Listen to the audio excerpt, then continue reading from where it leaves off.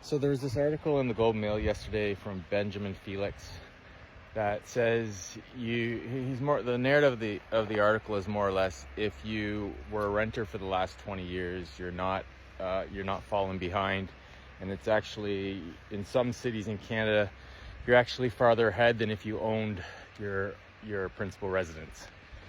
I have a lot of issues with this article, and especially the reporting that was done on it. And let me explain why.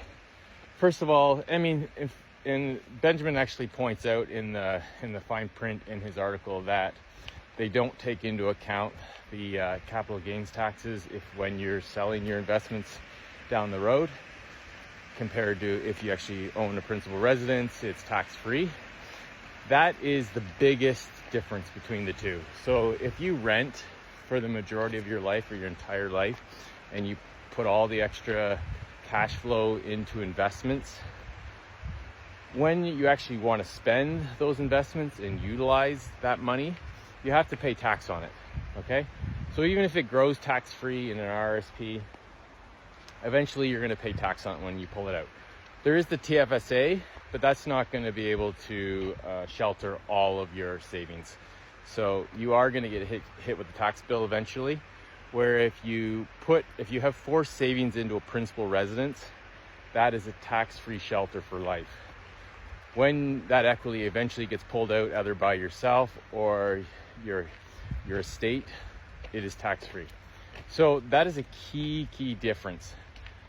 The other thing that, the assumption that's made in the analysis, or in the article, I should say, is that it assumes that the cash flow difference between renting and owning your own home is pocketed away into investments every month. I have a hard time believing that that's reality, because most likely people that are renting, that extra cash flow, they're going to use it to live a better life.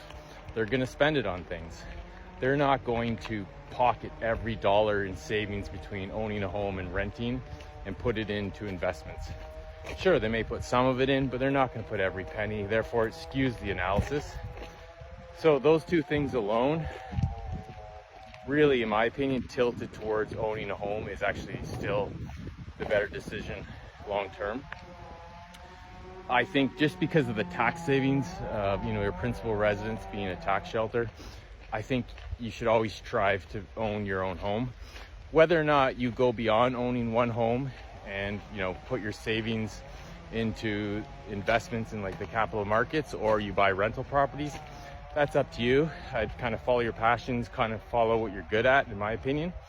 If you're good at home repairs and managing properties, and you like real estate, then buying rental properties.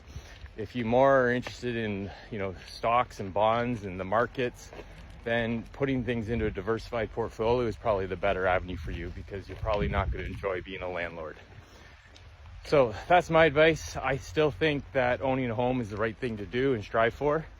And I think that this article and analysis is the narrative that it kind of sets, and the way it was reported kind of is misleading, in my opinion. Take care.